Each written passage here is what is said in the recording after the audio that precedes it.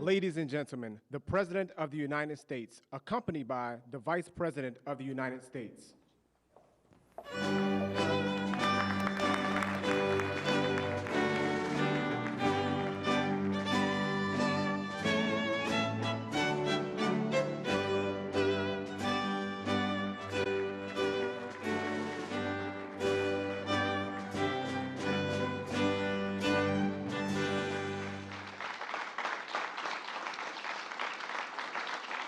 Good afternoon, everyone. Good afternoon. Please have a seat. Good afternoon.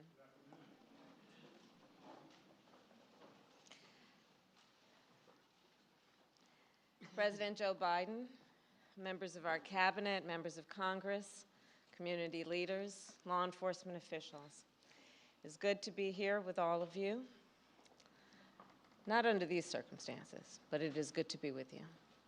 And I know, of course, that today, following yesterday, that all of our hearts, of course, are with the people of Uvalde, Texas, with the parents, with the children, with all the folks who said goodbye yesterday morning to someone they loved, not knowing that that goodbye would be their last. Enough is enough. Enough is enough. As the President said last night, we must have the courage to stand up to the gun lobby and pass reasonable gun safety laws. We must work together to create an America where everyone feels safe in their community, where children feel safe in their schools. And of course, that responsibility that we collectively have to ensure that all people feel safe in their community is what brings us together today. It is an honor to be joined by the families of George Floyd, Breonna Taylor, and many others.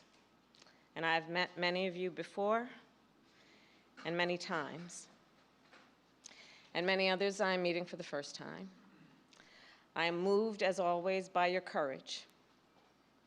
You have felt so much pain, and you have endured unimaginable grief.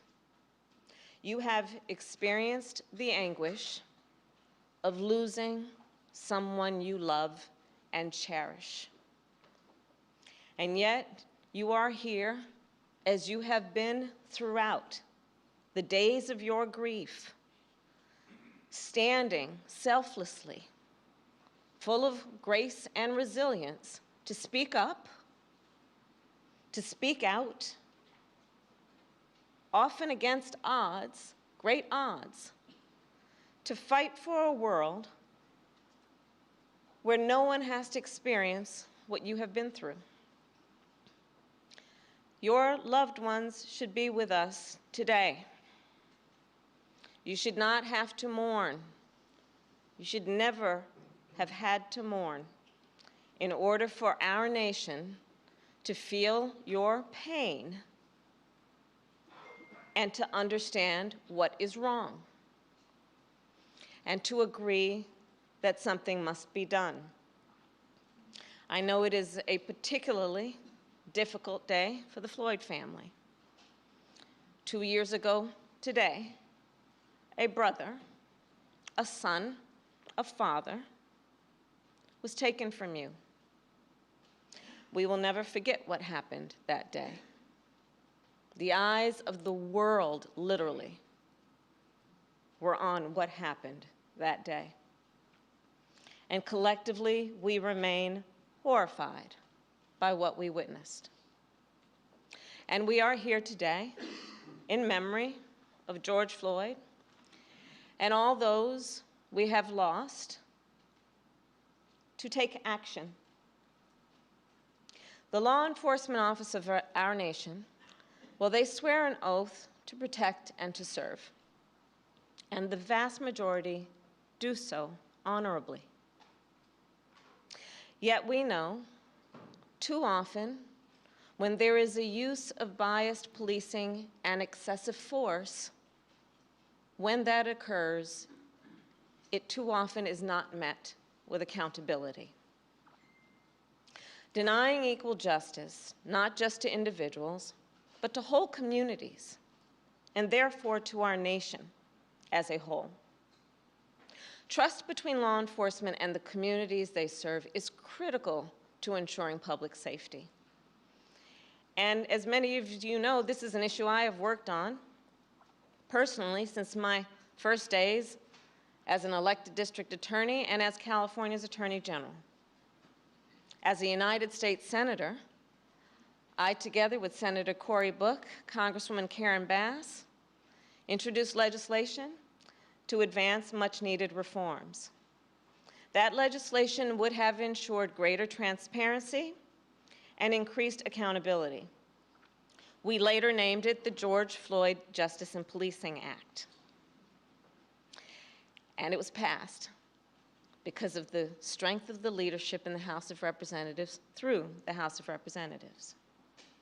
However, last fall, Senate Republicans rejected the George Floyd Justice and Policing Act. They walked away from their moral obligation to address what caused millions of Americans to march in the streets.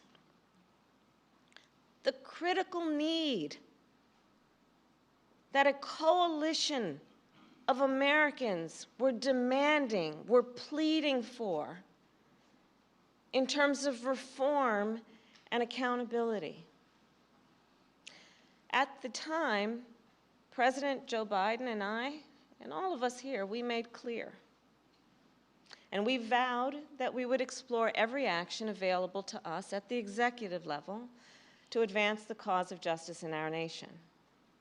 In a moment, our president will sign an executive order that takes dozens of important actions to advance effective, accountable policing, to strengthen trust between law enforcement and the communities they serve, and to help us fight crime and promote public safety. This order will help protect our communities, and it will help keep members of law enforcement safe on the job. These actions are a result of input and collaboration from a broad set of partners, many of whom are here today, civil rights leaders, members of Congress, in particular members of the Congressional Black Caucus, and I see Madam Chair here with us today, leading law enforcement groups, and of course the families of the victims. We know this executive order will not take away your pain, and the pain of all those families who may not be in this room right now. We also know this executive order is no substitute for legislation, nor does it accomplish everything we know must be done. But it is a necessary and long overdue critical step forward. And once again, the President and I call on the United States Senate to pass the George Floyd Justice and Policing Act. And once again, we vow that we will do everything in our power to protect public safety, to support law enforcement, and to address this issue of racial injustice wherever it exists. And with that, it is now my great honor to introduce a man who, when he ran for president, was clear in his purpose, which was to bring our nation together, who fights every day to make sure all our communities are safe and that the rights of all people are protected. The President of the United States, Joe Biden.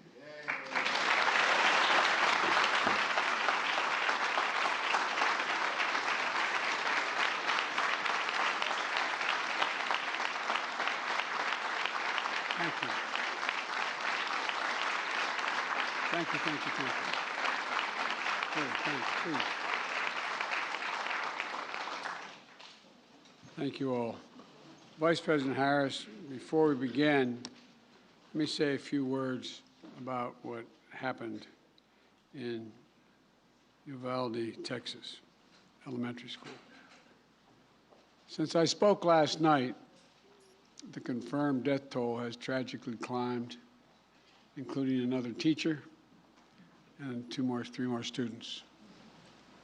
Jill and I will be traveling to Texas in the coming days to meet with the families and let them know we have a sense, just a sense of their pain, and hopefully bring some little comfort to the community in shock, in grief, and in trauma.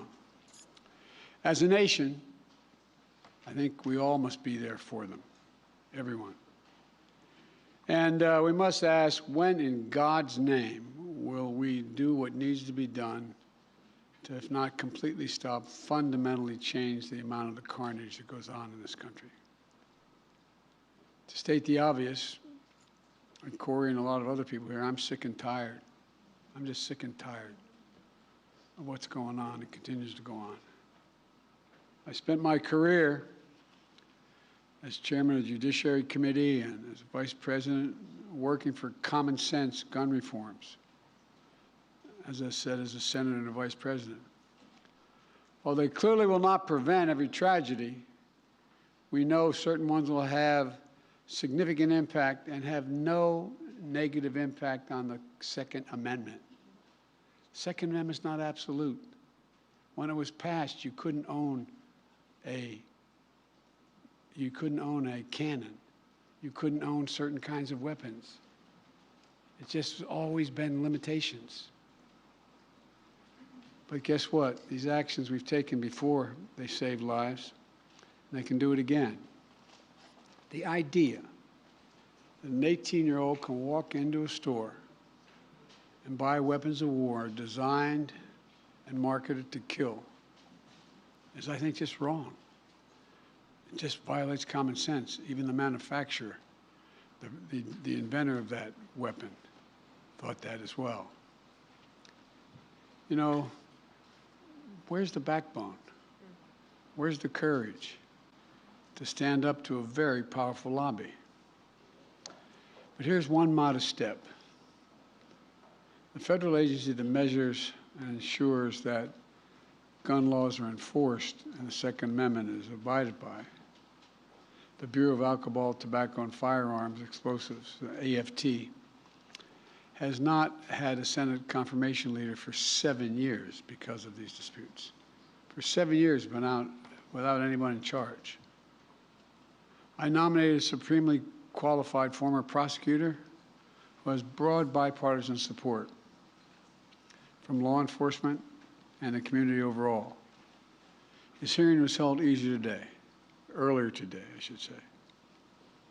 The Senate should confirm and without delay, without excuse, send the nomination to my desk. It's time for action. We're here today for the same purpose, to come together and say enough, to act. We must. Vice President Harris and members of the Cabinet, members of the Congress, civil rights leaders, law enforcement officers and officials, distinguished guests, especially the families missing a piece of their soul, including the family sitting in front of me and the beautiful young girl who told me, my daddy's going to change history. And he will, honey. He will. They've lost a piece of their soul 2 years ago as well. You know, I know events remembering your loved ones, even though they're met with great reverence, are really hard. Everything's come back as if it was happening yesterday. But in your own ways, you've each of you, whose family's been victimized, have summoned the courage to find purpose through your pain, to stir justice that's been too long dormant, and to give hope while in need of hope yourself. That's why the executive order I'll be signing today is so important in my view. It's a measure of what we can do together to heal the very soul of this nation, to address profound fear and trauma, exhaustion that particularly Black Americans have experienced for generations, and to channel that private pain and public outrage into a rare mark of progress for years to come. 2 summers ago, in the middle of the pandemic, we saw protests across the nation, the likes of which you hadn't seen since the 1960s. They unified people of every race and generation. Athletes and sports leagues boycotted and postponed games. Companies and workers proclaimed Black Lives Matter. Students staged solidarity walkouts. From Europe to the Middle East to Asia to Australia, people saw their own fight for justice and equality, what we were trying to do. The message is clear. Enough. Just enough. And look, almost a year later,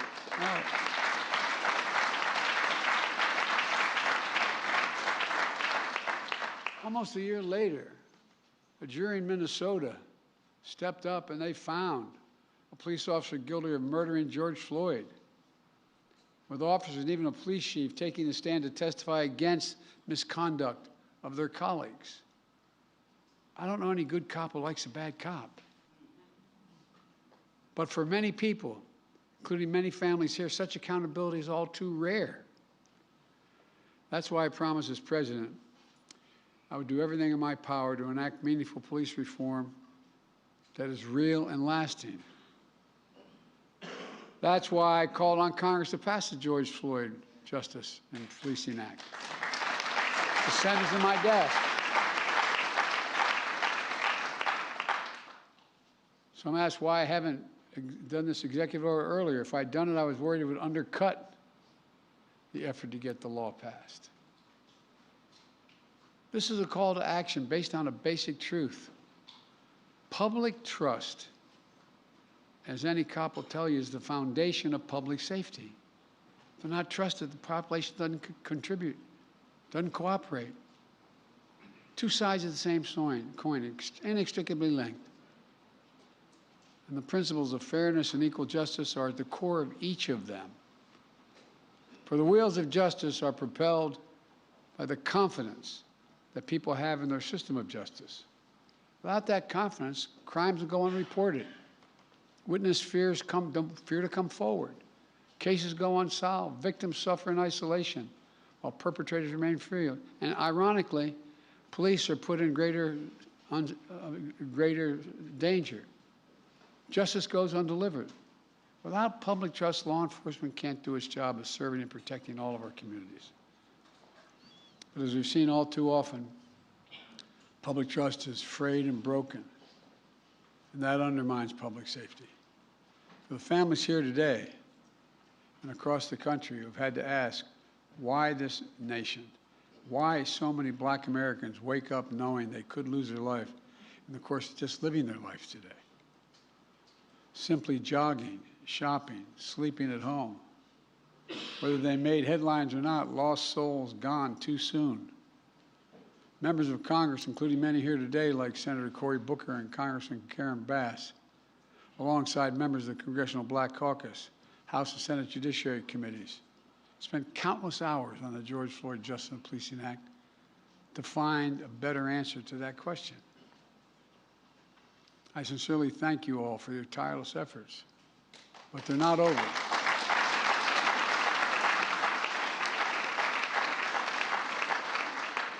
The House passed a strong bill. It failed in the Senate, where our Republican colleagues opposed any meaningful reform. So we got to work on this executive order. It was grounded in key elements of the Justice and Policing Act and reflects inputs of a broad coalition represented here today.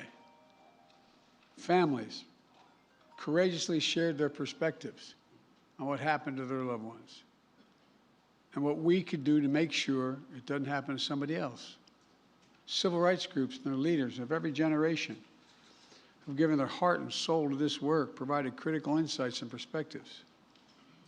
The executive order also benefits from the valuable inputs of law enforcement who put their lives in line every single day to serve. Now let me say, there are those who seek to drive a wedge between law enforcement and the people they serve. Those who peddle the fiction of public trust and public safety are in opposition to one another. We know that's not true, but it occurs. I believe the vast majority of Americans want the same thing: trust, safety, and accountability. The vast majority of law enforcement risk their lives every day to do the right thing. Their families wait for that phone call every time they put on that shield. Just yesterday in Uvalde, brave local officers of the Border Patrol agents intervened to save as many children as they could. Here today, I want to especially thank the International Association of Chiefs of Police, Fraternal Order of Police, as well as the National Organization of Black Law Enforcement Executives, the Federal Law Enforcement Association, the Police Executive Research Forum, Major Cities Chiefs Association, and others who stepped up and endorsed what we're talking about today. As divided as this nation can feel, today we're showing the strength of our unity. It matters. This executive order is going to deliver the most significant police reform in decades. It applies directly under law to only 100,000 federal law enforcement officers, all the federal law enforcement officers. And though federal incentives and best practices that are attached to it, we expect the order to have significant impact on state and local law enforcement agencies as well. Here are the key parts. First, the executive order promotes accountability. It creates a new national law enforcement and accountability database to track records of misconduct so that an officer can't hide the misconduct. It strengthens the pattern and practice investigations to address systematic misconduct in some departments. It mandates all federal agents wear and activate body cameras while on patrol. Second, the executive order raises standards, bans chokeholds, restricts no-knock warrants, tightens use of force policies to emphasize de-escalation and duty to intervene to stop another officer from using executive force, just as occurred. That didn't occur, but people testified it didn't occur in George Floyd's case. And third, the executive order modernizes policing. It calls for a fresh approach to recruit, train, promote, and retrain law enforcement that's tied to advancing public safety and public trust. Right now, we don't systematically collect data, for instance, on instances of police use of force. This executive order is going to improve that data collection. There's a lot more as well. The bottom line of the executive order includes reforms that have long been talked about or are finally implemented at a federal level. And it comes at a critical time. By building trust, we can strengthen public safety, and we can more effectively fight crime in our communities. And we can do one more thing. We can show what's possible when we work together. Look, I know progress can be slow and frustrating. And there's a concern that the reckoning on race inspired 2 years ago is beginning to fade. But acting today, we're showing that our dear friend, the late John Lewis, Congressman, wrote in his final words after his final march for justice in July of 2020, he said, "Democracy is not a state, it is an act. Democracy is not a state, it's an act, an affirmative act." And today we're acting. We're showing that speaking out matters, being engaged matters, and that the work of our time, healing the soul of this nation, is ongoing and unfinished and requires all of us never to give up, always to keep the faith. I close with this. Over 2 years now, for over 2 years, we've gotten to know one another and pray with one another, not figuratively, literally. I promised the Floyd family, among others, George's name is not just going to be a hashtag. Your daddy's name is going to be known for a long time. That as a nation, we're going to ensure his legacy and the legacy of so many others remembered today. It's not about their death, but what we do in their memory that matters. The purpose. In just a few moments, I'm going to deliver on that promise when I sign the executive order. And Kamala and I will continue, along with our friends in Congress, to get meaningful police reform legislation to my desk as best we can, as quickly as we can, beyond what we're doing here, affecting states as well, directly. On this day, we're showing the America we know we're a great nation, because the vast majority of us are good people. And there's nothing beyond our capacity, nothing, when we act together as the United States of America. This is a start, a new start. May God bless you all. May God protect our forces. And now I'm going to go sign that executive order. Thank you.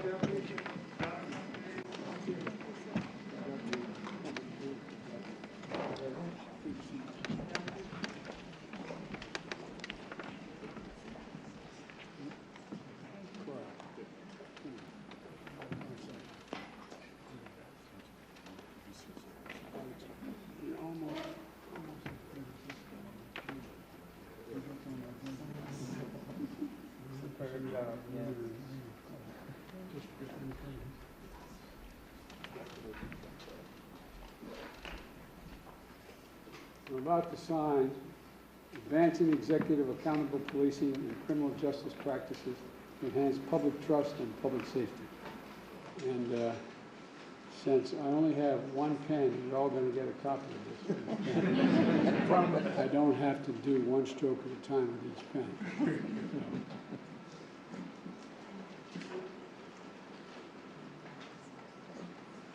God willing, it's going to be done.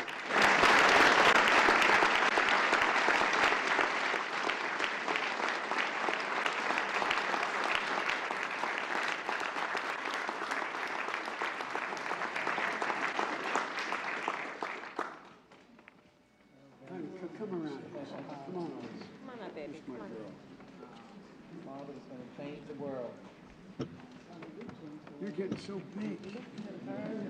The last time I saw you come up to here. You okay, Angel?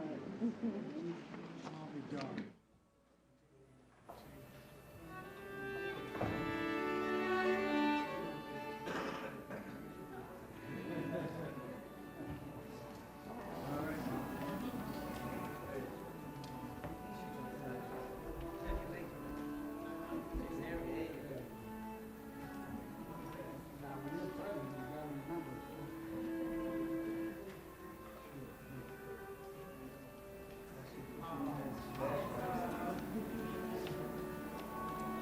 She told me when I saw her, she was a little girl 2 years ago.